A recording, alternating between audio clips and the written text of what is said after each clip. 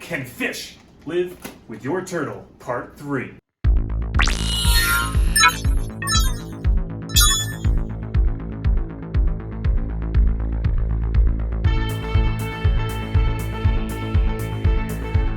Long live your turtle here, and this is the third installment of Can Fish Live with Your Pet Turtle? Today we have 2 new potential roommates for my red-eared slider Harold, hiding in the back here. You'll see her in a second. So first of all, the big question, why do you want fish living with your pet turtle? Well, 2 main reasons. The first reason is pure aesthetics, totally selfish reasons, and that is you want fish in your tank because fish look great, aquariums with fish look great. And the second reason is fish give enrichment to your turtle, especially if your turtle is like Harold here. You can see he's going for the bag already. I might have to remove the bags. I'm trying to acclimate them right now. But Harold's already going for the bags because he is excited about these fish entering his domain. So these fish add a little bit of enrichment to Harold, and they might even be food for Harold. But that's what this video is all about. Let's try out these fish in this tank and see how they'll go with turtles. All right, so I'm gonna take Harold out because he's going after the fish while they're in the bags. That's not fair, you know? So most aquatic turtles, like Harold here, who is a red-eared slider, is omnivorous. And what that means is she eats both plants and animals, fish included. And with this type of appetite, turtles have adapted to be pretty good hunters. And that can be especially problematic when you want to house fish with your turtle in their tank. However, I have had success with certain types of fish in turtle tanks like this one with sliders like Harold here, even multiple sliders. One really important piece of advice when it comes to housing fish with your turtle is do not name your fish, do not become attached to your fish at all, because even if you think that they are peacefully living together for a couple of days, maybe even weeks, your turtle might turn around and decide complete and absolute betrayal. This fish looks so tasty, and you could lose that fish, and if you were attached to it, it's gonna be heartbreaking. So just try to keep that emotional attachment to your fish to a minimum. So as the video title states, this is the 3rd episode of Can Fish Live with Your Pet Turtle? Specifically for episode 1, I tried comet goldfish and rosy red minnows. Those are both classic feeder fish that you'll find in your big pet stores. But if you watch that video, you know the tragic end. We lost all of our rosy red minnows and our goldfish. But to be fair, that was 3 turtles in this tank, 3 slider turtles to be specific, and that's pretty unfair when it comes to having enough space and enough hiding places for them to escape all those really hungry mouths. But I did separate the turtles because we had a little bit of aggression between my 2 red-eared sliders, so I have 2 of my other sliders living in a 100-gallon stock tank. I put 3 of those 20-cent 1-inch comet goldfish into that tank, and now they are beautifully full-grown giant goldfish thriving in that 100-gallon stock tank with 2 turtles. So it can be done with those goldfish. Rosy red minnows, really still iffy about whether or not they're great for sliders who are quite aggressive when it comes to hunting their prey. They might have a better chance with slightly more docile aquatic turtles. In my 2nd episode, I introduced the common Plecostomus, the common sucker fish that everyone knows and loves, and Convict Cichlids. Those were absolute powerhouses when it came to fish that can live really well with turtles. Both those fish did prevail, and the Convict Cichlids actually prevailed so well that a male and female pair made tons of babies and became extremely protective, which you have to be careful because you're trying to get fish that are good with really aggressive things like turtles, but you don't want to get a fish that's too aggressive because these convict cichlids are so protective of their brood. They took over most of the tank, ended up, unfortunately led to losing the pleco, and I had to separate the males and the female in the tank because it was just way too much for my turtle, because even my turtle was stuck in the corner of the tank. So the 3 male convict cichlids, they went down to the stock tank, they're doing great there, and I have a female convict cichlid in here, she's hiding right now, and 2 of the surviving babies are also in here. You'll get a chance to see them when we take a closer look at this tank. And now it's time to get our new contenders into the 75-gallon aquarium. Let's see if they're going to be great roommates for Harold here. Let's see if we can make this fish tank a little community. Buenos Aires Tetra.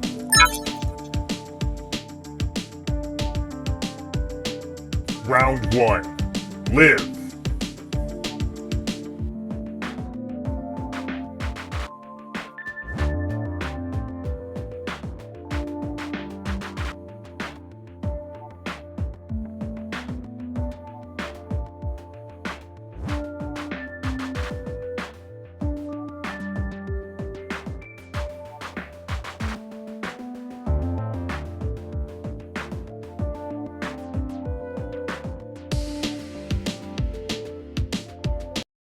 All right, so you just saw me put 12 Buenos Aires Tetras into the 75-gallon aquarium with Harold here. You can see that Harold is really excited about these new fish, and she's trying to be the huntress that she wants to be to get that nice little tasty snack. She's not used to fish swimming around in front of her face because the convict cichlids kind of keep themselves in the cover here. So she's gonna be trying to hunt them down until she either loses all that optimism or maybe she even gets them. That's the whole point in this video. So we'll keep an eye on the progress of them meshing together in this little ecosystem. So this is a really popular fish in the hobby, and what makes them popular is they look really nice, they school together, and they are hardy fish, which makes them easy to care for and great beginner fish.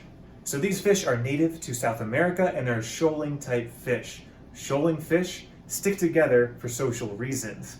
And what that means is you'll see some awesome schooling going on with these fish. You need about 6 minimum, but you want to get more like 8+ to see this in action. I have 12, and you can see they're sticking together really well. They have this sort of synchronized swimming dance where they move in the same direction at the same time at the same speed, and they work together through the tank, and it looks really cool. So what makes the Buenos Aires Tetra a great fish to try out with your turtle is that they're very agile. You can see that with Moses here. She's been trying to chase them around the tank the entire time, and they've kept well away from her jaws coming in real hot. They're hardy fish. This means that they can handle a wide variety of water parameters. This includes pH, hardness, and even how dirty your tank might be. This is a turtle tank, so turtle tanks can be quite dirty sometimes. Obviously, you want to keep them as clean as you can, but they're also turtles and they poop a lot. So you need to have a little bit of flexibility. The fish that you're putting in your tank can't croak immediately if there's a tiny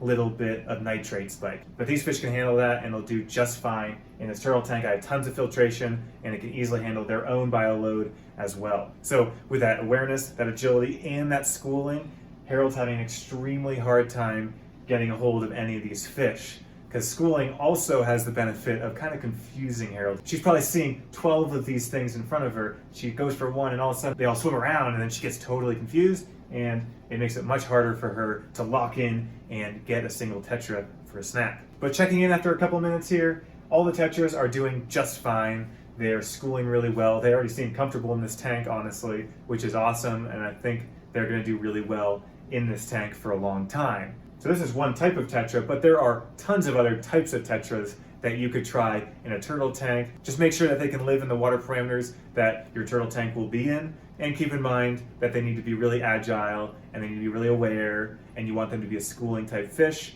and they're comfortable in an open type space like this. For example, neon tetras, they might have a hard time in a tank like this just because they want a very overgrown, tons of plants, kind of dark tank where they can hide really easily. They might have a hard time in an open space like this, and Harold might be able to take advantage of something like that and get little tiny snacks. But with this success, it's time to try our other fish out. Let's get to it. Pearl Danios. Round 2. Live.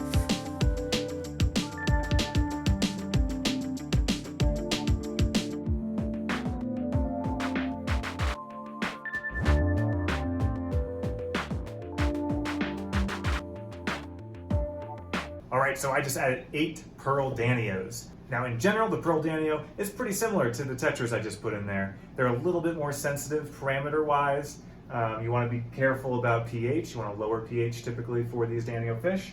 And that's good because that's how my water comes out, but just know that when you're going in, that slightly different parameters required for this fish, but they're still a hardy, still an easy beginner type fish that won't just croak on you as soon as the smallest thing changes in your tank. So this is awesome. You can see right now that our Pearl Danios that we just added are actually schooling with our Buenos Aires Tetras, which makes sense. The Danios are also a schooling fish. It's just really cool that they also just kind of integrated themselves in with a bigger, different looking fish, but it's still safety in numbers at this point. They're all gonna stick together. It looks really cool. They're just going back and forth while Harold is just trying her best, running out of breath, going to get some air, and then going for them again. I really wonder how long it's going to take for her to realize these are really hard fish to catch. It took her about a day to figure out that the convict cichlids are really hard to catch. So the pearl Danios are native to Asia and live in rivers with strong currents. Now, my turtle tank is great for strong currents. Why? Because I have a lot of filtration in this tank. I have a Polar Aurora 304B and a Cascade 1200. Both move a lot of water, especially the Polar Aurora. It's like 525 gallons per hour. So that puts a lot of current up here and throughout the tank, which makes this a nice little environment for them.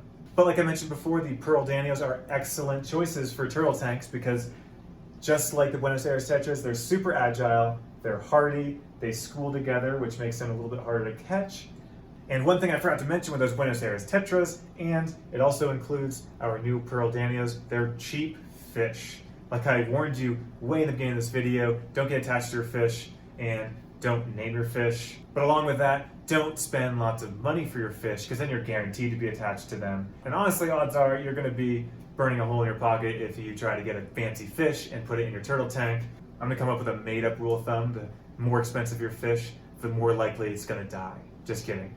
But be careful what you pick, especially when you're trying out fish for the first time. Definitely get cheaper type fish. These Tetras were on sale. I got 12 of them for 15 bucks, and the Danios were $2 a piece. So it really wasn't that expensive for a whole lot of fish. This is 20 fish I just added for under $40. That's really good. We're doing really well. I'm really excited that a schooling type fish like this is doing so well against the onslaught of Harold here.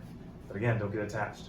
Now I'm not going to pretend that the length of this video is a good scale of whether these fish are great turtle tank inhabitants. Let's check in on these fish in 1 week and let's see how they're all doing. 1 week later.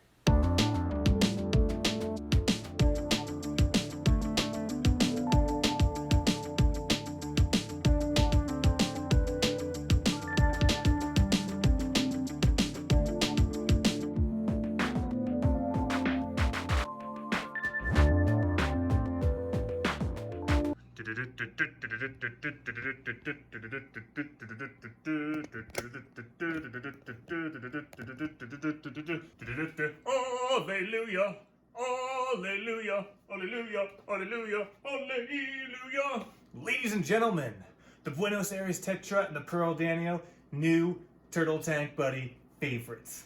I count all 12 Buenos Aires Tetras and all 8 Pearl Danios.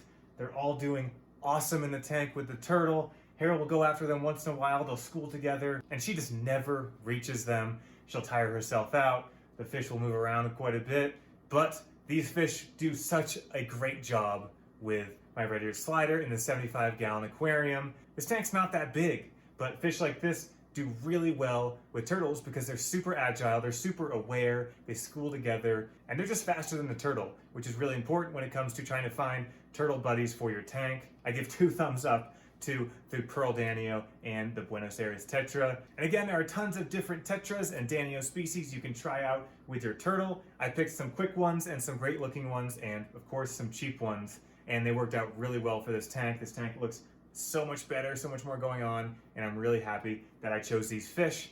Thanks for watching and long live your turtle.